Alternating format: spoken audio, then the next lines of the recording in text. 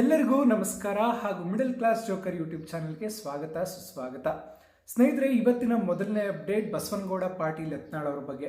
ಹೌದು ಸ್ನೇಹಿತರೆ, ಅವ್ರು ಏನಂತ ಹೇಳಿದ್ದಾರೆ ಅಂದರೆ, ಮಾಜಿ ಸಿಎಂ BS ಯಡಿಯೂರಪ್ಪ ಆಗಿರ್ಬೋದು, BJPಯ ರಾಜ್ಯಾಧ್ಯಕ್ಷರು ಆಗಿರುವಂತಹ BY ವಿಜಯೇಂದ್ರ ಹಾಗೂ ಸಂಸದರು ಆಗಿರುವಂತಹ BY ರಾಘವೇಂದ್ರ ಅಂತಹ ಕಡು ಭ್ರಷ್ಟರು BJPಯಲ್ಲಿರೋವರೆಗೂ ನಾನು BJPಗೆ ಹೋಗಿ ಸೇರೋದಿಲ್ಲ ಅಂತ ಅವರು ಸ್ಪಷ್ಟ ನಿರ್ಧಾರವನ್ನು ಹೇಳ್ತಿದ್ದಾರೆ. ಅಷ್ಟೇ ಅಲ್ಲದೆ ದೆಹಲಿಗೆ ಹೋಗಿ BJPಯವರನ್ನ ನಾಯಕರನ್ನ ಭೇಟಿಯಾಗಲಿದ್ದಾರೆ ಅನ್ನುವ ಮಾತುಗಳಿಗೆ ಅವರು ತೆರೆಯನ್ನು ಎಳೆದಿದ್ದಾರೆ. ಅವರೇನಂತ ಹೇಳ್ತಿದ್ದಾರೆ ಅಂದರೆ, ನಾನು ದೆಹಲಿಗೆ ಬಂದಿರೋದು BJP ನಾಯಕರನ್ನ ಭೇಟಿ ಮಾಡೋದಕ್ಕಲ್ಲ, ಬದಲಾಗಿ ನನ್ನ ಮಗನ ಮದುವೆಯ ಆಹ್ವಾನ ಪತ್ರಿಕೆಯನ್ನು ನೀಡುವುದಕ್ಕೆ ಅಂತ ಅವರು ತಿಳಿಸಿದ್ದಾರೆ. ಅಲ್ಲದೆ ಪಶ್ಚಿಮ ಬಂಗಾಳ, ಬಿಹಾರ ಹಾಗೂ ಉತ್ತರ ಪ್ರದೇಶ ಎಲೆಕ್ಷನ್ ನಡೆದ ಮೇಲೆ ಕೂಡ ನಾನು BJPಗೆ ಹೋಗುವಂತಹ ನಿರ್ಧಾರ ಮಾಡುವಂತಹ ಹುಚ್ಚನಲ್ಲ ಅಂತ ಅವರು ಹೇಳ್ತಾ ಇದ್ದಾರೆ ಸ್ನೇಹಿತರೆ. ಅಷ್ಟೇ ಅಲ್ಲದೆ ಮುಂದುವರೆದವರು ಏನಂತ ಹೇಳ್ತಿದ್ದಾರೆ ಅಂದರೆ, ತಮ್ಮದೇ ಪ್ರಾದೇಶಿಕ ಪಕ್ಷವನ್ನು ಕಟ್ತೀನಿ, JCB ಚಿಹ್ನೆ ಇರುತ್ತೋ ಇಲ್ವೋ ಅಂತ ಗೊತ್ತಿಲ್ಲ, ನೋಡೋಣ ಮುಂದಕ್ಕೆ ಅಂತ ಅವ್ರು ಹೇಳ್ತಾ 2028ಕ್ಕೆ ನಾನೇ ಮುಖ್ಯಮಂತ್ರಿ ಅಂತ ಅವರು ಘೋಷಣೆಯನ್ನ ಮಾಡಿಕೊಳ್ತಾ ಇದ್ದಾರೆ ಸ್ನೇಹಿತರೆ. ಇನ್ನು ಇವತ್ತಿನ ಎರಡನೇ ಅಪ್ಡೇಟ್ ಮಲ್ಲಿಕಾರ್ಜುನ ಖರ್ಗೆ ಅವರ ಬಗ್ಗೆ. ಹೌದು ಸ್ನೇಹಿತರೆ, ಅವ್ರು ಏನಂತ ಹೇಳ್ತಿದ್ದಾರೆ ಅಂದರೆ, ಅಮೆರಿಕದ ಅಧ್ಯಕ್ಷರು ಆಗಿರುವಂತಹ ಡೊನಾಲ್ಡ್ ಟ್ರಂಪ್ ಅವರು ಸರ್ವಾಧಿಕಾರಿಯಾಗಿದ್ದು ನಮ್ಮ ಪ್ರಧಾನಿ ನರೇಂದ್ರ ಮೋದಿ ಅವರು ಗುಲಾಮರಂತೆ ನಡೆದುಕೊಳ್ಳುತ್ತಿದ್ದಾರೆ ಅಂತ ಅವರು ಹೇಳಿಕೆಯನ್ನು ನೀಡಿದ್ದಾರೆ ಸ್ನೇಹಿತರೆ.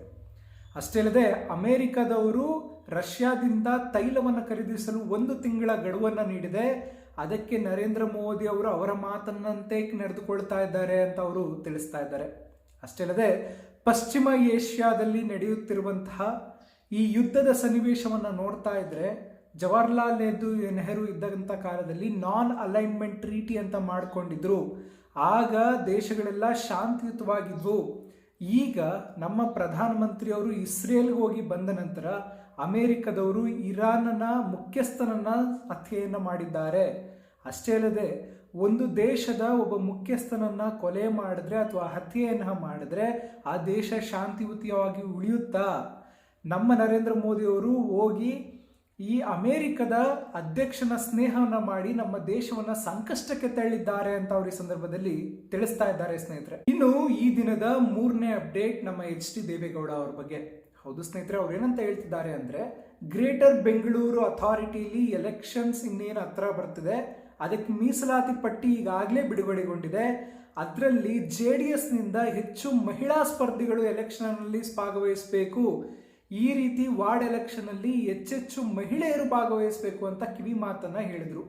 ಹೌದು ಸ್ನೇಹಿತರೆ, ಅವರು ಮೊನ್ನೆಯಷ್ಟೇ ನಡೆದಂತಹ ವಿಶ್ವ ಮಹಿಳಾ ದಿನಾಚರಣೆಯ ಅಂಗವಾಗಿ ಮಾತನಾಡಿ, ಗ್ರೇಟರ್ ಬೆಂಗಳೂರು ಅಥಾರಿಟಿಯಲ್ಲಿ ಇರುವಂತಹ 569 ವಾರ್ಡ್ಗಳಲ್ಲಿ ಹೆಚ್ಚಿನಲ್ಲಿ ನಮ್ಮ JDS ಪಕ್ಷದಿಂದ ಮಹಿಳೆಯರು ಭಾಗವಹಿಸಬೇಕು, ಈ ರೀತಿ ಭಾಗವಹಿಸಿದರೆ ಮಾತ್ರ ಮೀಸಲಾತಿಗೆ ಒಂದು ಅರ್ಥ ಬರುತ್ತೆ ಅಂತ ಅವರು ತಿಳಿಸಿದ್ರು. ಅವ್ರು ಮುಂದುವರೆದು ಏನಂತ ಹೇಳಿದ್ರು ಅಂದರೆ, ಈ 33% ಮಹಿಳೆಯರಿಗೆ ಮೀಸಲಾತಿಯನ್ನು ತಂದಿದ್ದು ನಮ್ಮ ಸರ್ಕಾರ, ಇದನ್ನ ಜನರಿಗೆ ನಾವು ತಲುಪುವಂತೆ ಮಾಡಬೇಕು, ಆದ್ರಿಂದ ಎಲ್ಲರೂ ಮಹಿಳೆಯರು ಕೂಡ ಈ ವಾರ್ಡ್ ಚುನಾವಣೆಯಲ್ಲಿ ಹೆಚ್ಚೆಚ್ಚು ಬಾರಿ ಸ್ಪರ್ಧೆಯನ್ನು ಮಾಡಬೇಕು ಅಂತ ಅವರು ಒಂದು ಕಿವಿ ಮಾತನ್ನ ತಿಳಿಸ್ತಾ ಇದ್ದಾರೆ ಸ್ನೇಹಿತರೆ. ಮುಂದಿನ ಅಪ್ಡೇಟ್ ಗುರ್ಮಿಟ್ಕಲ್ನ JDSನ ಶಾಸಕರು ಆಗಿರುವಂತಹ ಕಂದಕೂರ್ ಅವರ ಬಗ್ಗೆ, ಶರಣಗೌಡ ಕಂದಕೂರ್ ಅವರ ಬಗ್ಗೆ. ಹೌದು ಸ್ನೇಹಿತರೆ, ಅವ್ರೇನಂತ ಹೇಳ್ತಿದ್ದಾರೆ ಅಂದರೆ, ಈ ಮೈತ್ರಿ ಪಕ್ಷ ಮುಂದಿನ CM ಕುಮಾರಸ್ವಾಮಿ ಅಂತ ಘೋಷಣೆ ಮಾಡಿದ್ರೆ 140ರಿಂದ 150 ಸೀಟ್ಗಳನ್ನ ಗೆಲ್ಲುತ್ತೆ ಅಂತ ಅವರು ಒಂದು ಹೇಳಿಕೆಯನ್ನ ನೀಡ್ತಾ ಇದ್ದಾರೆ ಸ್ನೇಹಿತರೆ. ಅದೇ ರೀತಿ ಅವರು BJPಯಲ್ಲಿ ಮುಂದಿನ CM ಯಾರಂತ ಕೇಳಿದ್ರೆ ನಾನು ಏನಂತ ಉತ್ತರ ನೀಡಲಿ ಅಂತ ಪ್ರಶ್ನೆಯನ್ನ ಕೂಡ ಹಾಕ್ತಾ ಇದ್ದಾರೆ ಸ್ನೇಹಿತರೆ. ಅಷ್ಟೇ ಅಲ್ಲದೆ ಅವ್ರು ಏನಂತ ಹೇಳಿದ್ರು ಅಂದರೆ, ನಮಗೆ ಮೈತ್ರಿ ಇಲ್ದಲೇ ಹೋಗ್ಲಿ, JDS ಹಾಗೂ BJP ಮೈತ್ರಿ ಇರಲಿ ಅಥವಾ ಇಲ್ಲದಲೇ ಹೋಗ್ಲಿ, ನಮ್ಮ ಮುಖ್ಯಮಂತ್ರಿ CM ಹಾಗೆ ಆಗಬೇಕಾಗಿರೋದು ಕುಮಾರಸ್ವಾಮಿ ಅವರೇ ಅಂತ ಅವರು ತಮ್ಮ ಮನಸ್ಸೋ ಇಚ್ಛೆಯನ್ನ ವ್ಯಕ್ತಪಡಿಸಿದ್ದಾರೆ ಸ್ನೇಹಿತರೆ. ಇನ್ನು ಮುಂದಿನ ಅಪ್ಡೇಟ್ ನಮ್ಮ CM ಸಿದ್ದರಾಮಯ್ಯ ಅವರ ಬಗ್ಗೆ. ಹೌದು ಸ್ನೇಹಿತರೆ, ಈಗ ನಿಮಗೆಲ್ಲ ಗೊತ್ತಿರುವ ಹಾಗೆ CM ಕುರ್ಚಿಯಲ್ಲಿ ಬದಲಾವಣೆ ಆಗುತ್ತೆ ಅನ್ನುವಂತಹ ಊಹಾಪೋಹಗಳು ಬರ್ತಾ ಇದೆ. ಇದಕ್ಕೆ ಮುಖ್ಯಮಂತ್ರಿಗಳು ಏನಂತ ಹೇಳಿದ್ದಾರೆ ಅಂದರೆ, ಹೈಕಮಾಂಡ್ ಅವರು ಇರು ಅಂದರೆ ಇರ್ತೀನಿ, ಮುಂದುವರಿ ಅಂದರೆ ಮುಂದುವರಿಯುತ್ತೇನೆ, ಅವರೇನಾರ ಅವಕಾಶ ಕೊಟ್ಟರೆ ಇನ್ನೂ 2 ಬಜೆಟ್ನ ನಾನು ಮಂಡಿಸುತ್ತೇನೆ ಅಂತ ಅವರು ಈ ಸಂದರ್ಭದಲ್ಲಿ ತಿಳಿಸ್ತಾ ಇದ್ದಾರೆ ಸ್ನೇಹಿತರೆ. ಮೈಸೂರಿನ ಪಿಲ್ಲಹಳ್ಳಿಯಲ್ಲಿ ದಂಡಿ ಮಾರಮ್ಮ ದೇವಸ್ಥಾನದ ಶಂಕುಸ್ಥಾಪನೆಯನ್ನು ಮಾಡಿ ಅವ್ರು ಏನಂತ ಹೇಳಿದ್ರು ಅಂದರೆ, ಯಾರು ಏನು ಹೇಳ್ತಾರೆ ಅದು ನನಗೆ ಬೇಕಾಗಿಲ್ಲ, ನಮ್ಗೆ ಬೇಕಾಗಿರೋದು ಹೈಕಮಾಂಡ್ ಅವರ ಮಾತು.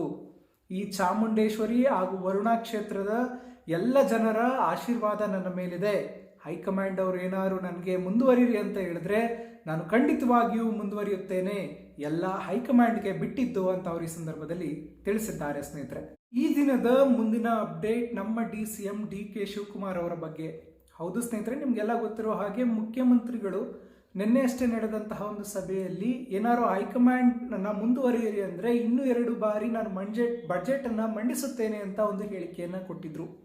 ಇದಾದ ಕೂಡಲೇ DK ಶಿವಕುಮಾರ್ ಹಾಗೂ ಮಲ್ಲಿಕಾರ್ಜುನ ಖರ್ಗೆ ಅವರು ದೆಹಲಿಗೆ ಪ್ರಯಾಣವನ್ನು ಮಾಡಿದ್ದಾರೆ ಸ್ನೇಹಿತರೆ. ಇದರ ಕುರಿತಾಗಿ ಮಾಹಿತಿ ಬಂದಿರೋದೇನಪ್ಪ ಅಂದರೆ, ಅವರು ದೆಹಲಿಗೆ ಒಂದು ಖಾಸಗಿ ಕಾರ್ಯಕ್ರಮಕ್ಕೆ ನಿಮಿತ್ತ ಅವರು ದೆಹಲಿಗೆ ಹೋಗಿದ್ದಾರೆ ಅಂತ ಹೇಳಿದ್ದಾರೆ. ಆದರೆ ಈ ಬಜೆಟ್ ಮಂಡನೆಯಾದ ನಂತರ ಈ CM ಕುರ್ಚಿ ಬದಲಾವಣೆ ಅಂತ ಆಗುತ್ತದೆ ಅನ್ನುವಂಥ ಊಹಾಪೋಹಗಳು ಬರ್ತದೆ. ಈಗ DK ಶಿವಕುಮಾರ್ ಅವರು ಡೆಲ್ಲಿಗೆ ಹೋಗಿರೋದು ಎಲ್ಲರಿಗೂ ಕೂಡ ಒಂದು ಕುತೂಹಲವನ್ನು ಮೂಡಿಸಿದೆ ಅಂದರೆ ತಪ್ಪಾಗೋದಿಲ್ಲ ಸ್ನೇಹಿತರೆ. ಇನ್ನು ಮುಂದಿನ ಅಪ್ಡೇಟ್ ನಮ್ಮ ಮುಖ್ಯಮಂತ್ರಿ CM ಸಿದ್ದರಾಮಯ್ಯ ಅವರ ಬಗ್ಗೆ. ಹೌದು ಸ್ನೇಹಿತರೆ, ಅವರೇನಂತ ಹೇಳ್ತಿದ್ದಾರೆ ಅಂದರೆ, ಭಾರತದ ಬಡ ಜನತೆ ಹಾಗೂ ಮಧ್ಯಮ ವರ್ಗದವರು ಹಣದಬ್ಬರ ಹಾಗೂ ಈ ತೈಲ ಬೆಲೆ ಏರಿಕೆಯಿಂದ ಕಂಗಾಲಾಗಿ ಹೋಗಿದ್ದಾರೆ. ಅಷ್ಟೇ ಅಲ್ಲ, ಈಗ LPG ಸಿಲಿಂಡರ್ನ 60 ರೂಪಾಯಿ ಏರಿಕೆ ಆಗಿರೋದು ಬಿದ್ದವನಿಗೆ ಒದ್ದಂತಾಗಿದೆ ಅಂತ ಅವರು ತಿಳಿಸ್ತಾ ಇದ್ದಾರೆ ಸ್ನೇಹಿತರೆ. ಅಷ್ಟೇ ಅಲ್ಲದೆ ಮುಂದುವರೆದವ್ರು ಏನಂತ ಮಾತಾಡಿದ್ರು ಅಂದರೆ, ನಮ್ಮ ಭಾರತ ಇರಾನ್ ಹಾಗೂ ರಷ್ಯಾದ ಅವ್ರ ಜೊತೆಗಿದ್ದಂತಹ ಈ ತೈಲವನ್ನು ಖರೀದಿ ಮಾಡುವಂತಹ ಒಂದು ಸಂಬಂಧ ಏನಿತ್ತು ಅದನ್ನು ಹಾಳು ಮಾಡ್ಕೊಂಡ್ಬಿಟ್ಟಿದ್ದಾರೆ. ನರೇಂದ್ರ ಮೋದಿ ಅವರು ಅಮೆರಿಕದ ಅಧ್ಯಕ್ಷರು ಆಗಿರುವಂತಹ ಡೊನಾಲ್ಡ್ ಟ್ರಂಪ್ ಅವರು ಯಾವ ರೀತಿ ಹೇಳ್ತಾರೋ ಅದಕ್ಕೆ ಮೂಕರಂತೆ ತಲೆಯನ್ನು ಆಡಿಸ್ತಿದ್ದಾರೆ. ಇದು ಎಷ್ಟರ ಮಟ್ಟಿಗೆ ಸರಿ, ಜನಜೀವನ ಹಾಳಾಗುವುದು ಖಂಡಿತ ಅಂತ ಅವರು ಈ ಸಂದರ್ಭದಲ್ಲಿ ತಿಳಿಸ್ತಾ ಇದ್ದಾರೆ ಸ್ನೇಹಿತರೆ. ಇನ್ನು ಮುಂದಿನ ಅಪ್ಡೇಟ್ ಕೃಷ್ಣ ಬೈರೇಗೌಡ ಅವ್ರ ಬಗ್ಗೆ.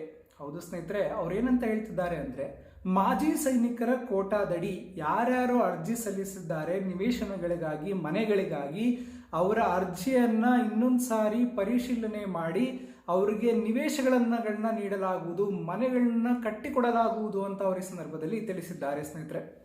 ಈಗಾಗಲೇ ನಾವು 14 ಎಕರೆ ಭೂಮಿಯನ್ನು ದಾವಣಗೆರೆಯಲ್ಲಿ ಈಗಾಗಲೇ ನೋಡಿದ್ದು, ಅದರಲ್ಲಿ 350 ಮನೆಗಳನ್ನ ನಿರ್ಮಿಸಬಹುದಾಗಿದೆ. ಆದ್ದರಿಂದ ಆದಷ್ಟು ಬೇಗ ಈ ವರ್ಷವೇ ಈ ಮಾಜಿ ಸೈನಿಕರ ಕೋಟಾದಡಿ ಎಷ್ಟು ಮನೆಗಳನ್ನು ನಿರ್ಮಿಸಲು ಸಾಧ್ಯವಿದೆಯೋ ಅಷ್ಟು ಮನೆಗಳನ್ನು ನಿರ್ಮಿಸಲಾಗುವುದು ಅಂತ ಅವರು ಈ ಸಂದರ್ಭದಲ್ಲಿ ತಿಳಿಸ್ತಾ ಇದ್ದಾರೆ ಸ್ನೇಹಿತರೆ. ಇನ್ನು ಈ ದಿನದ ಕೊನೆಯ ಅಪ್ಡೇಟ್ ನಮ್ಮ DCM DK ಶಿವಕುಮಾರ್ ಅವರ ಬಗ್ಗೆ. ಹೌದು ಸ್ನೇಹಿತರೆ, ನಿಮಗೆಲ್ಲ ಗೊತ್ತಿರೋ ಹಾಗೆ ದಾವಣಗೆರೆ ಹಾಗೂ ಬಾಗಲಕೋಟೆ ವಿಧಾನಸಭಾ ಎಲೆಕ್ಷನ್ಸ್ ಇನ್ನೇನಿದೆ ಅದು ಮುಂದಿನ ತಿಂಗಳು ಅಥವಾ ಇನ್ನು 2-3 ತಿಂಗಳಲ್ಲಿ ಎಲೆಕ್ಷನ್ ಕಮಿಷನ್ ಅವರು ಮಾಡಬೇಕು ಅಂತ ಇದ್ದಾರೆ. ಇದಕ್ಕೆ ಈಗ DCM DK ಶಿವಕುಮಾರ್ ಅವರು ಒಂದು ರಣತಂತ್ರವನ್ನ ಮಾಡ್ತಿದ್ದಾರೆ. ಉಸ್ತುವಾರಿ ಅಧಿಕಾರಿಗಳನ್ನ, ಉಸ್ತುವಾರಿ ಸಚಿವರನ್ನ ನೇಮಕವನ್ನು ಮಾಡುವ ಮೂಲಕ ಒಂದು ರಣತಂತ್ರವನ್ನ ಹೆಣೆದಿದ್ದಾರೆ ಅಂದರೆ ತಪ್ಪಾಗೋದಿಲ್ಲ. ಈ ಎಲೆಕ್ಷನ್ ಇನ್ನೇನು ಸಮೀಪದಲ್ಲಿದೆ, ಆದ್ದರಿಂದ ಉಸ್ತುವಾರಿ ಸಮಿತಿಯನ್ನ ರಚನೆ ಮಾಡಿದ್ದಾರೆ. ಎಲ್ಲರೂ ಕೂಡ ಇದರಲ್ಲಿ ಕೆಲಸವನ್ನ ಮಾಡಬೇಕು ಅಂತ 31 ಮಂದಿಯ ಈ ಸಮಿತಿಯನ್ನ ಅವರು ರಚನೆಯನ್ನ ಮಾಡಿದ್ದಾರೆ ಸ್ನೇಹಿತರೆ. ಇದಿಷ್ಟು ಈ ದಿನದ ಕರ್ನಾಟಕ ಪಾಲಿಟಿಕ್ಸ್ ಆಗಿತ್ತು. ಇನ್ನು ಹೆಚ್ಚಿನ ಕರ್ನಾಟಕ ಪಾಲಿಟಿಕ್ಸ್ ವಿಡಿಯೋಗಳಿಗಾಗಿ ದಯಮಾಡಿ ನನ್ನ ಯೂಟ್ಯೂಬ್ ಚಾನೆಲ್ನ ಸಬ್ಸ್ಕ್ರೈಬ್ ಮಾಡ್ಕೊಂಡು ಸಪೋರ್ಟ್ ಮಾಡಿ ಅಂತ ಕೇಳ್ಕೊಳ್ತಾ ವಿಡಿಯೋ ನೋಡಿದ್ದಕ್ಕಾಗಿ ಧನ್ಯವಾದಗಳು.